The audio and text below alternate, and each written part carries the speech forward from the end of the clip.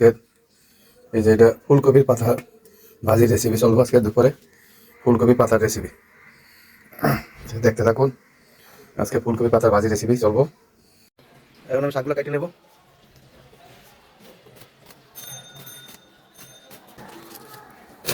আমার শাক কাটা শেষ হয়ে গেল। শাকগুলো ধুয়ে নিলাম, শাকটি ধোয়া শেষ।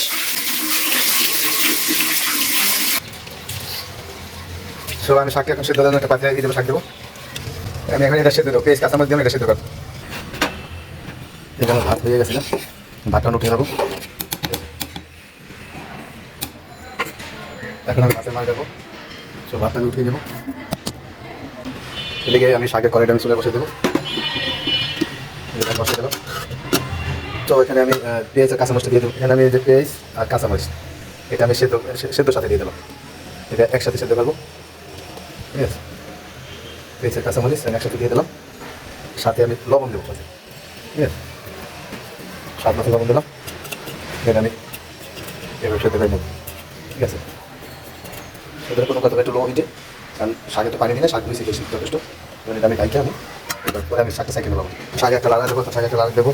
কী অবস্থা, শাকটা টাইনে গেছে, হ্যাঁ টাইনে গেছে। এই যে আমার ভাত রেডি। শাক ভাগার জন্য আমি একটা পাতিলা দিলাম চুলে। আবার পাতিলা গরম হয়েছে, আমি এখন তেল দিয়ে দেবো। এখানে আমি কটা আস্ত মরিচ দিয়ে দেবো, শুকনো মরিচ। আর আমি কটা রসুন দিয়ে দেবো বাগারের। তো শাকটা আমি হাত দিয়া চারটে পানিটা ফালাই দিলাম, ঠিক আছে।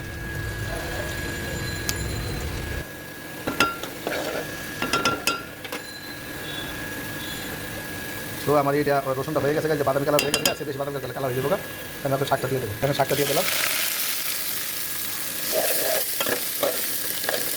শাকটা দিয়ে দিচ্ছি। এটা আমি আস্তে উঠে উঠাবো।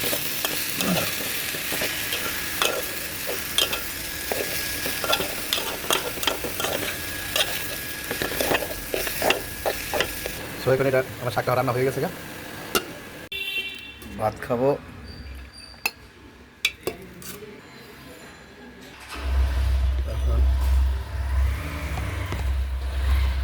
এখন শাক নেব। এই আমার কপি শাক, ফুলকপি শাক। এই যে ফুলকপি শাকের পাতা রেসিপি আজকে শাক রান্না করছি, এখন খাই আপনাকে দেখাইতেছি। বিসমিল্লাহ। সেই শাক, এই ফুলকপির পাতাটা কিন্তু সবাই খাইতে জানে না। আমি প্রতি বছরই খাই, আপনারা খাইবেন।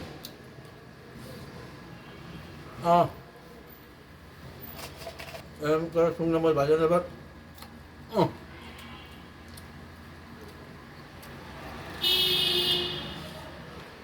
সেই শাক।